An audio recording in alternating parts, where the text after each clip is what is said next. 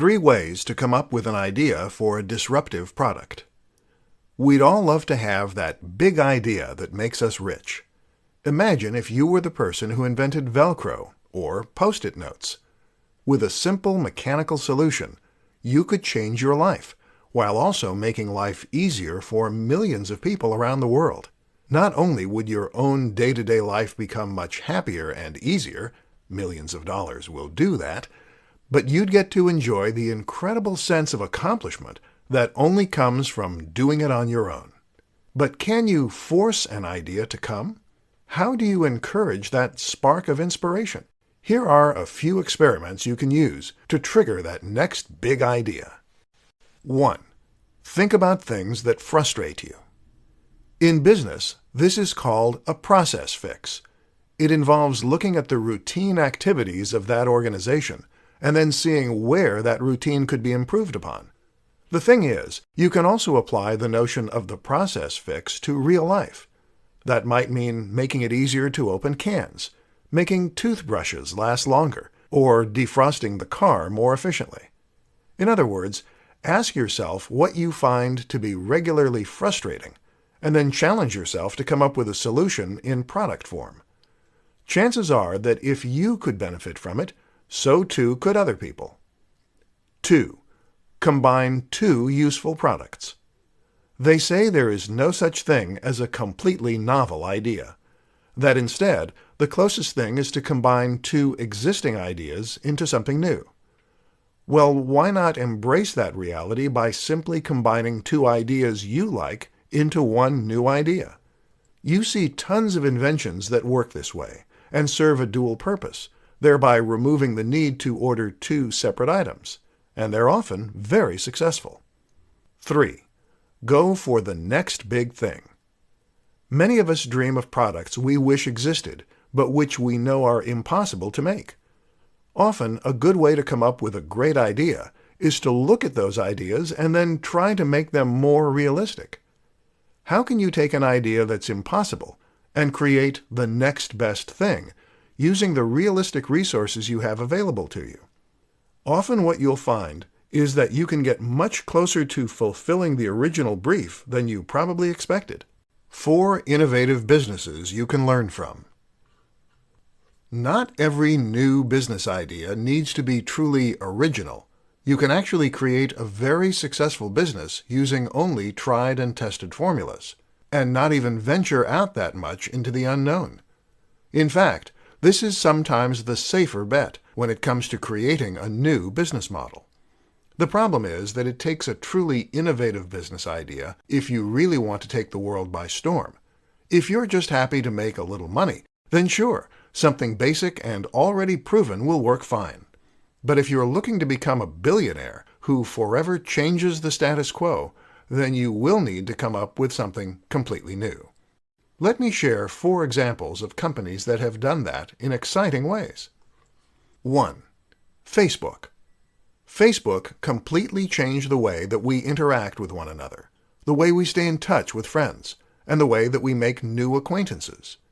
The idea of a social network is not new, of course, but it was the countless smaller ideas that Zuckerberg and the team implemented that really changed things up and ensured that the site was a massive sensation. 2. Uber. Uber is an example of a company that makes use of the sharing economy. This is a taxi service that is run by its users. Rather than pay obscene amounts for a taxi, why not hire someone local who is happy to give you a lift for much less? It's no exaggeration to say that this is making massive waves in multiple industries. 3. Airbnb. Airbnb is another example of a company that makes use of the sharing economy, this time by letting people share their spare rooms and outbuildings as alternatives to hotel rooms. Once again, this is changing industries, the hotel industry, and even the property market. 4. Nintendo. The House of Mario is a company that is constantly innovating, whether it's with motion controls or new gameplay mechanics. The latest innovation, of course, is the Nintendo Switch, which combines the company's portable and home consoles into a single machine. The appeal is the option to take AAA titles on the go with you, but then be able to play them on the big screen when you get home. It's early days yet, but so far the signs are very positive, and the company has sold more units than any other console at this stage in its life. In other words, you don't have to be a young, hip startup to innovate. 4 ways to make your Kickstarter campaign more successful. These days, coming up with an idea for an invention and then planning on selling it is always going to mean making a trip to Kickstarter. Kickstarter is the preeminent crowdfunding site, which means it's a platform on which you can announce an idea for a product and then see if there is a desire for that product. If so, then viewers can become backers and help fund the project, eventually receiving the resultant product at the end as a thank you. This means you no longer have to find an angel investor and give away shares of your business, and you no longer have to remortgage your house and pin all your hopes on a crazy idea. But going on Kickstarter is not a guarantee of success. In this presentation, we'll take a look at how you can help ensure a positive outcome for your product. 1. Make a great video. The most important aspect of your product page is to make a stunning video. This needs to demonstrate all the best qualities of your product, and it should have high production values, which will help make you appear more professional and capable. Invest in a good camera and editing software, and if you don't have the knack, hire someone who does. 2. Offer exciting incentives. It is normal to incentivize backers by offering rewards for different levels of funding. As you might expect, it's important to ensure that these incentives are exciting enough to actually be worth the money, so make sure that they are, whether that means offering discounted products, bonus packs, or the backer's name somewhere in the credits. 3. Time it well. As with comedy, timing is everything in the world of crowdfunding. Make sure you time the actual launch of the product well, but also think carefully about how long the campaign should run for and when it's going to end. 4. Prep and pickup. A strategy recommended by Tim Ferriss is called prep and pickup. The idea is that you're going to work on all the emails, ads, press releases, and other marketing materials before you launch your product. From there, you will have everything ready to go, and all you need to do is click send at the appropriate times when the product is live. This prevents the scenario where life gets in the way and you can't promote your product as much as you should. 5 examples of businesses that take full advantage of the sharing economy. The sharing economy describes a move away from money and back to the free trade of services and products. Once upon a time, before money existed, we would bargain with other people for goods and services by offering things that we could do or offer in exchange for things that they could do or offer. Need someone to chop down a tree? Then offer to cut their hair or give them some of your eggs. Then money came along and was used as a way to represent value. This could be traded for goods and services in lieu of providing goods and services back, thereby making transactions much simpler and easier. But at the same time, money also created many of the problems we see today, and you don't need me to tell you what those are. Fortunately, technology is giving us a way to take matters back into our own hands. Technology is perfect for facilitating transactions that don't need money, and hence we are seeing the free trade of goods and services once again. Businesses take full advantage of this and are among the most innovative and successful on the planet right now. In this presentation, we will consider some examples. 1. Uber. Let's start with one of the most high-profile sharing economy businesses out there. Uber is a company that seeks to remove the need for taxis and public transport by letting anyone offer lifts for a small fee. The result is that the costs are much lower, and rides are always available, and it has taken off to the extent that it is actually threatening the taxi industry. 2. Spock. Shpock is an app that acts like a yard sale. Got something you don't want? Take a photo and upload it to Shpock to sell it back within your local area. 3. FreeCycle. FreeCycle takes the idea of Shpock one step further by encouraging its users to give away things that they don't need anymore, but would otherwise have to pay to dispose of. 4. Airbnb. Airbnb is Uber for accommodation, allowing anyone to offer up a room, outbuilding, or attic as a place for people to stay. This is not only changing the face of the hotel industry, but even the property market. 5. Couchsurfer. Couchsurfer is to Airbnb what FreeCycle is to Uber, essentially getting people to offer accommodation for free. By letting people crash on your couch, you win goodwill to crash on the couches of other people, and thereby get a free place to stay wherever you are in the world. 6 ways to get funding for your new product idea. Got an idea for an amazing new physical product that might just change the world and make you a profit in the meantime? This is an incredibly exciting position to find yourself in, especially if you truly believe in the idea you have. That's also why it's so tragic to find yourself unable to make that vision into a reality. If you can't find the funds to manufacture your product, then you can't create it and you can't sell it. It's that simple. In this presentation, I'll show you 6 ways to find funding for your idea so that your good ideas never have to go to waste. 1. Crowdfunding. Crowdfunding means that you raise money from the crowd, aka the general public. You put forward your idea, show a working prototype in a video, and explain what it does. You then explain why you need money to make your idea a reality, and you give away some kind of reward in return. 2. Pre-orders. Another option is to take pre-orders for your product. This is another way to get money up front and test that the audience is there. If you don't get enough pre-orders to cover the manufacturing expense, then you simply cancel the pre-orders. 3. PayPal Working Capital.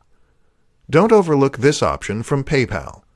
PayPal Working Capital is a business loan from the online payment processor that allows you to pay just a single fixed fee, which is usually quite reasonable, and then make repayments out of the money that comes into your PayPal account.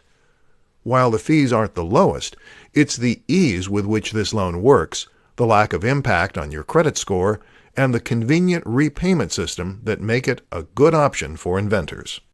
4. Credit card loan. A credit card loan isn't the most elegant solution, but it certainly works. Other loans include a bank loan or a loan from the bank of mom and dad. 5. Investors.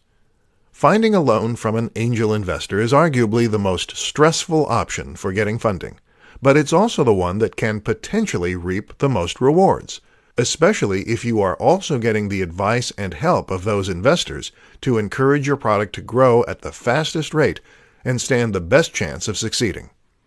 6. Bootstrapping. My personal favorite. Bootstrapping means that you sell another product or service in order to raise the money for your bigger and more ambitious venture. Think of this as slowly scaling up your business and your ambition. How to create your own software-as-service business. The notion of software as a service is a very interesting one, and one that is very different from pretty much any business model that has gone before it. The idea is that you are providing a service, whether that's web design or contact management, and that this service is going to be provided automatically by using a piece of software. So instead of building websites for your clients, you are offering a piece of software that can do that for them. The great thing about these businesses is that they can provide services that would be impossible to offer any other way, and they can allow you to take a very backseat approach to running them, generating passive or near-passive income. So how exactly do you create such a business? 1. Come up with the idea. The first thing you need to do is come up with your business. This is easier said than done, of course, but one useful question to ask is whether you can in any way productize a service that you are already providing. This is how Matt Mullenweg came up with the idea for WordPress, by asking how his web design company could be made into a product, and thereby scale to unforeseen heights. Another question is to think about the tools you use on a daily basis, and how they could be better as an SAS. 2. Implement the idea. The next step is to implement the idea. The problem with this is that it will very often involve programming using a web-based programming language. This is code that will run on a server, and common languages include PHP and Python. These are very complex for beginners, which is why the best option is often to outsource the actual creation of the product to someone who knows what they're doing. Use Upwork or something similar to find the staff. Alternatively, you can try using a social network building solution, several of which do exist. 3. Market the idea. Finally, you just need to market your idea. A good place to start is with your existing client list, if you have one, and from there you can try building an email list as you would for any service. Often, SAS means B2B, but not always. Otherwise, you can try using advertising and more traditional means of internet marketing.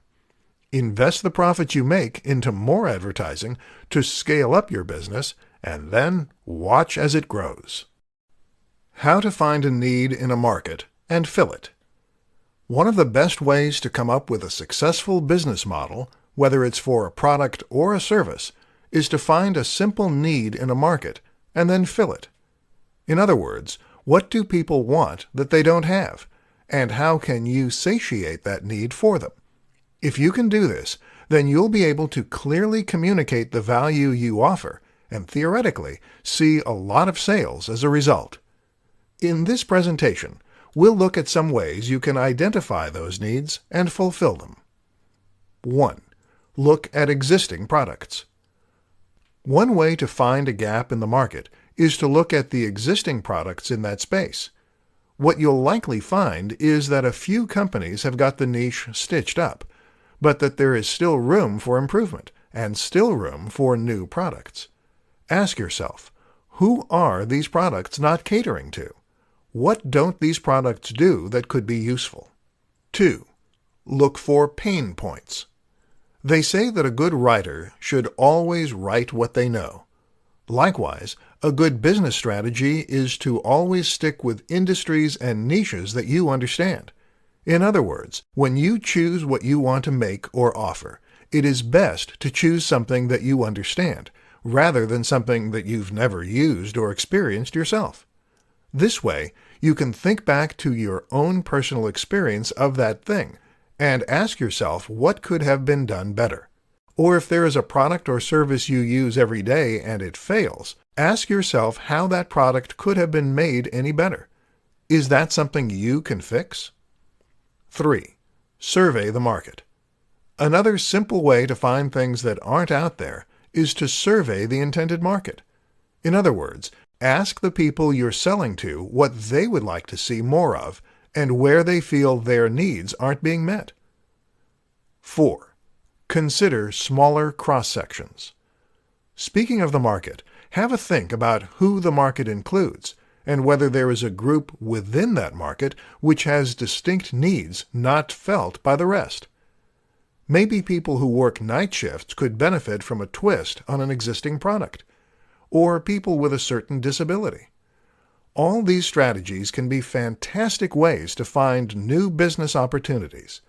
But remember that what made Steve Jobs so innovative and successful was his ability to anticipate what the market needed before the market knew itself. How to market your new disruptive idea. Got a new idea for a product or service that is going to be truly disruptive and change the way we see the world? Great. Only you're not the first, and you probably won't be the last either. The thing is, ideas are a dime a dozen, and actually the hard part is marketing those ideas and getting them to sell. That's where the marketing part comes in, and that's the difficult part. Unfortunately, it's even harder in many cases when your idea is exciting and new. Why?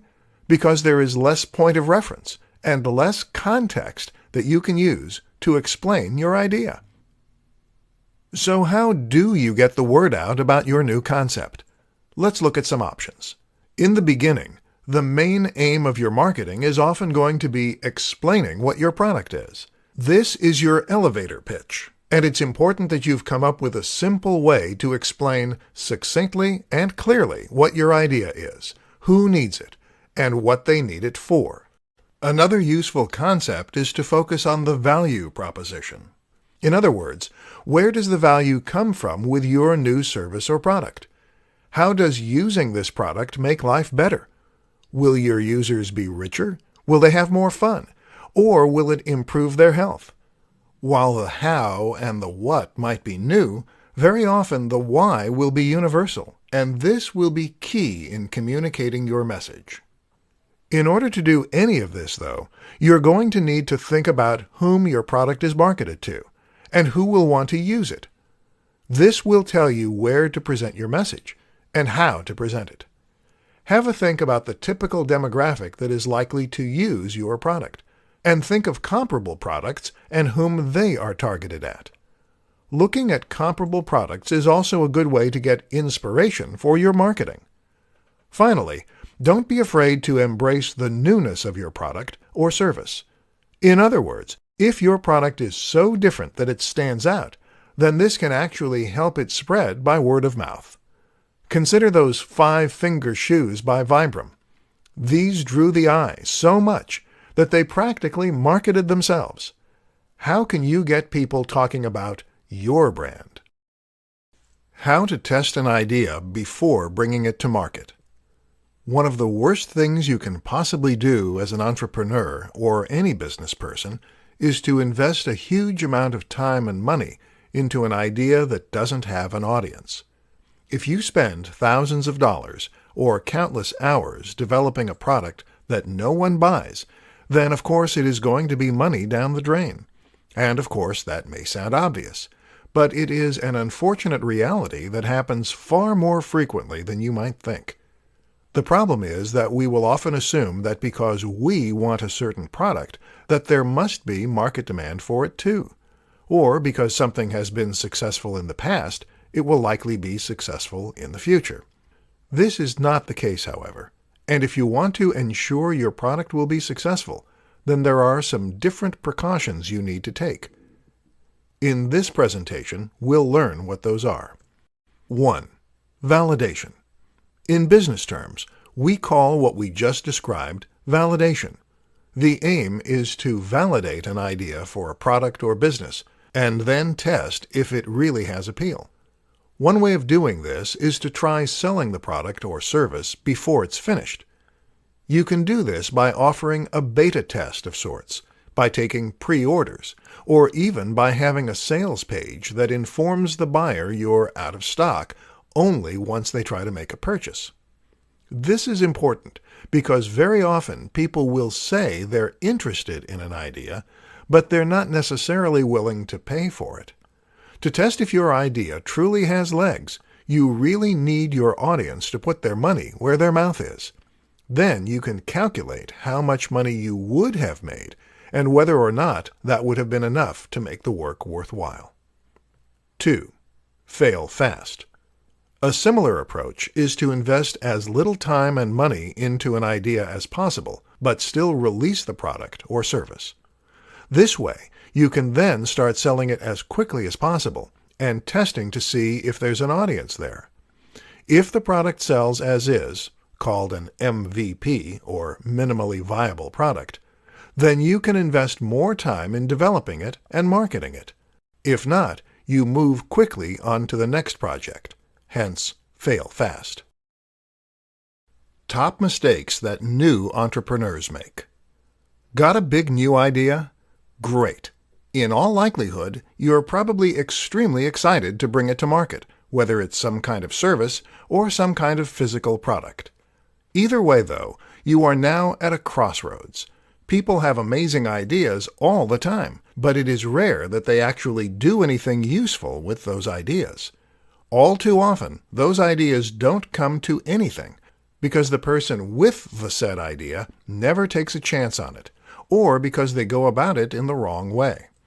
Here are some of the most common mistakes that have robbed the world of truly incredible ideas, and what you can do to prevent the same fate happening to your own innovations. 1. Not validating the idea. Validation essentially means testing that there is an audience for a product or service. Having a great idea is one thing, but having a great idea that will sell is another. And if you want to make this a business, then you need to be able to sell it. To find out, you need to do some kind of trial run. This could mean selling a beta version, taking pre-orders, or running a kickstarter. Anything, as long as you are actively testing to see if the demand is there. 2. Not getting help. Too many inventors and innovators want to do everything themselves. Want to make a website? Then perhaps you think you have to create the logo yourself and learn HTML and Python. No. The way real professionals do it is to always outsource the most difficult parts of the process. This will save you time, and it will also result in a more professional final product, because it will be built by people who do this stuff for a living. 3. Not telling anyone the idea. Why don't entrepreneurs get help? Often it's because they don't want to tell people their ideas. Well, that makes it very hard indeed to get funding or even advice. If you're serious about your idea, then you need to start talking about it as soon as possible. Don't worry about people stealing your ideas. Either they have their own ideas, or they don't have the means to do anything about your idea.